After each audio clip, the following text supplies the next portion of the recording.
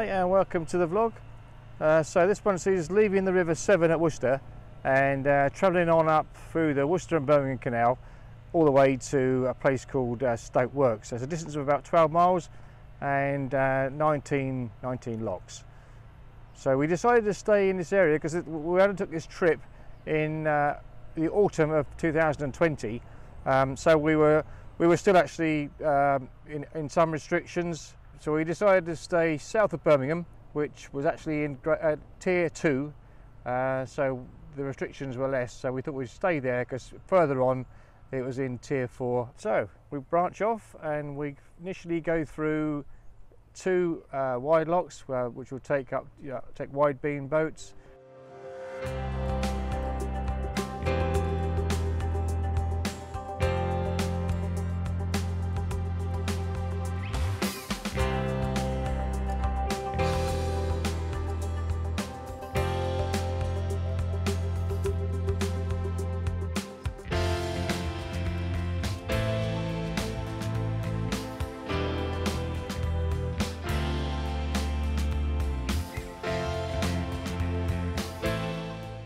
Then we go through Diglis Marina, and then it narrows down and we go through the Commandery lock, which is a narrow lock. This is the first narrow lock that we've done for a long time.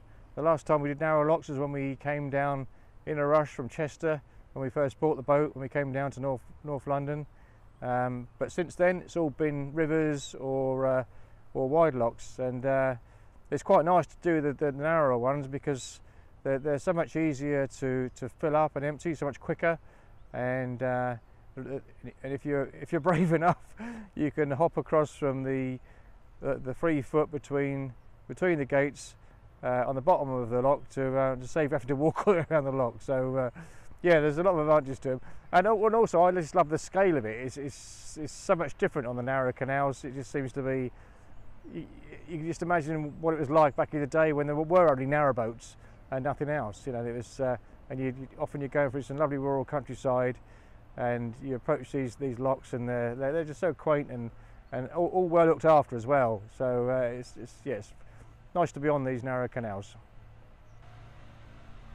So we sort of slip out through Worcester through the back door really, and there's not much of the town that sort of fronts the canal, unlike the Severn where you've got some beautiful promenades, eateries and restaurants that have their gardens frontage onto the river, but the canal is still a bit of a different story. So anyway, we head out onto a place called Blackpole. Blackpole is famous for having a Cadbury's factory here, but before that it was actually a munitions factory. I love this picture of the line shafts running straight down through the factory, and yeah, you can just imagine the clatter of those belts going as they were working away. It's health and safety now would never allow anything like that, but that's what it was back in the day. So yeah, George Cadbury bought the factory from the government in 1921 and began production there of chocolate products. But this was quite short-lived because in 1940 the Churchill government requisitioned the factory again for a small arms manufacturer. And so it wasn't until after the Second World War that Cadbury's actually really got into production at Blackpole factory. So the mainstay of Cadbury's production here was all their marzipan products and nuts that were included into the chocolate bars, and a lot of cake production was done there, and tin products that were made for packaging Cadbury's products. But unfortunately the factory was shut down in 1974. This was because they wanted to expand on the site, but the planning authorities wouldn't allow that, so they shut down the operation there with a loss of a lot of jobs, and shifted the production onto the Wirral. So we leave Blackpole and they head on up through the Opperton flight of 5 locks.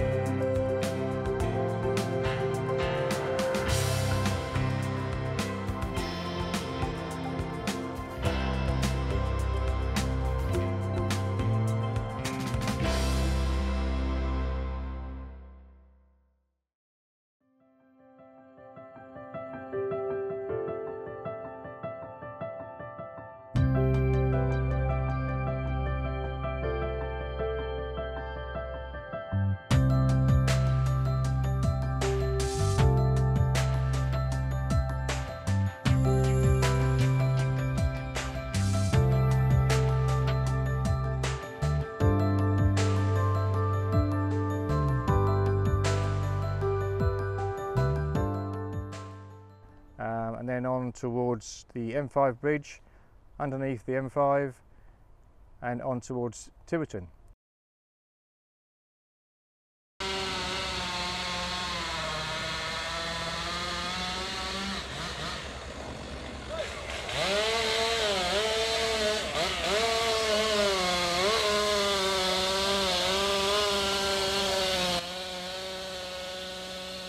So just on the outskirts of the village, we heard the sound of a chainsaw, and luckily for us, the Canal and River Trust contractors were just felling 3 large ash trees, and so we quickly moored up, and I went back with my trolley, and sure enough, yeah, they'd sliced some lovely bits of ash up there. So I along with some of the locals who are also helping themselves, I grabbed a few, and yeah, that's just right, because ash is good for burning on the stove, because you don't have to leave it to season very long, about 6 to 8 weeks, and it's burnable. So that was a good find, finding those logs.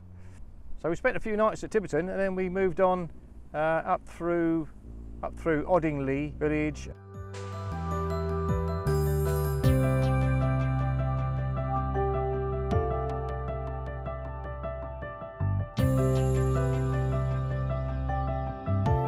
On through to the Dunhampstead tunnel. So this tunnel, 216 metres long, quite a short one compared with the 3 that were to follow, which will be in the next vlog, on up towards Birmingham. But it's the first tunnel we've done for some time. Before that, it was on the Kennet-Avon, the Bruce tunnel. So that was some time beforehand. So yeah, our tunnels are quite interesting because they all vary. Some are pretty wet, they're all obviously dark. Some are wet and damp, narrow, and sometimes the headroom is quite bad. But there's something about them. I just sort of think, you know, these were constructed by hand, probably by Irish navvies, and what a task that must have been to dig through some of these hills to get the canal to go through, rather than have to go round the hill. Yeah, they're quite a feat really, and interesting to travel through.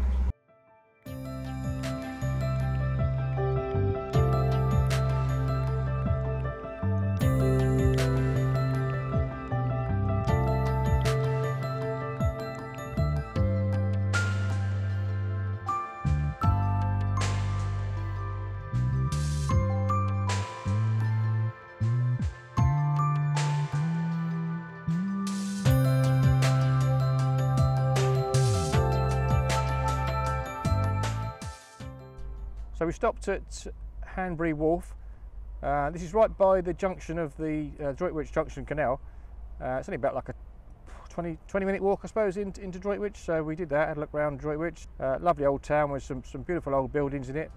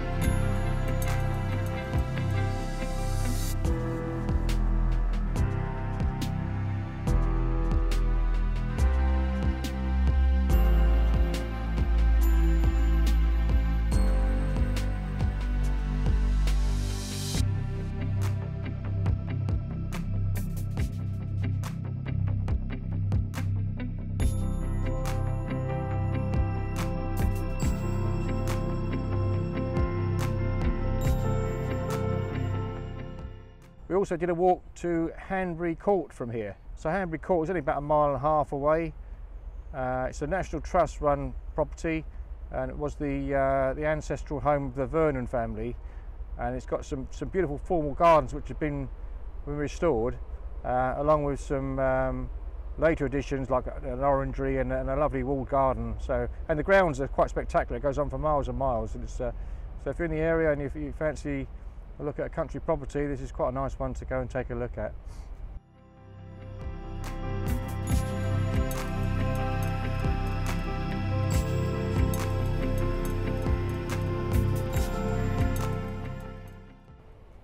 So from Hanbury we can continue on up through the Astwood Flight,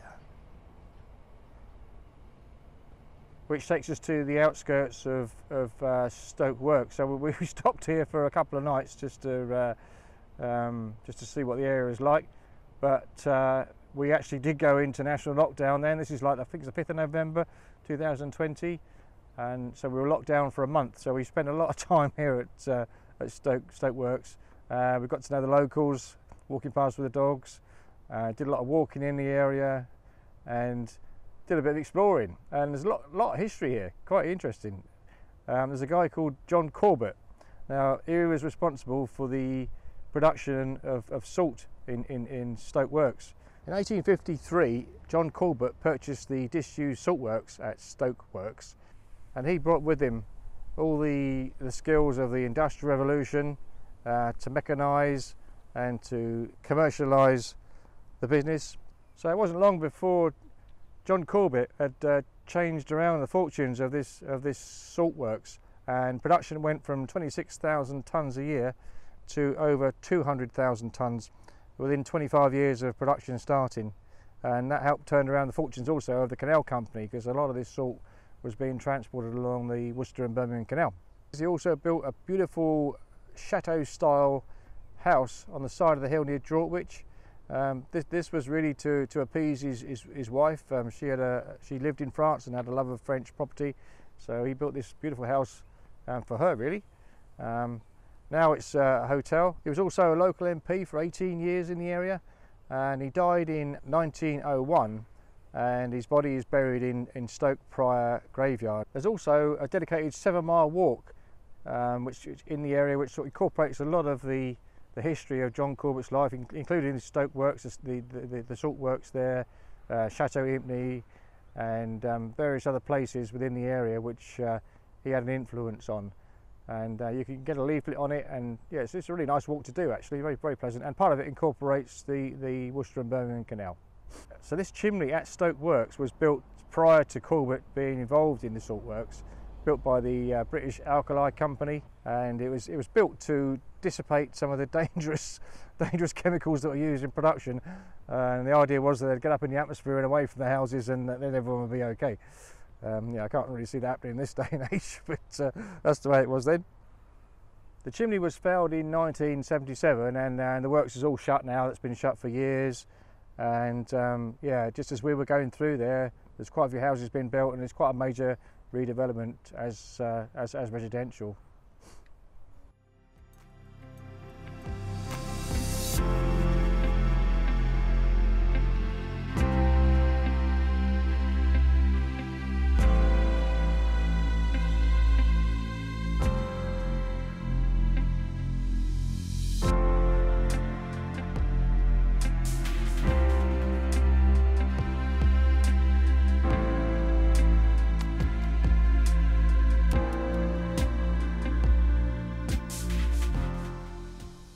So come December, we were able to move again. So we left our mooring just outside Stoke Works, and did this initial bit of the cruise you can see here now on the vlog. We did a few times to get down to the water point. We did that probably 4 times when we were here, and then reversed back to our mooring because we were obviously in lockdown then.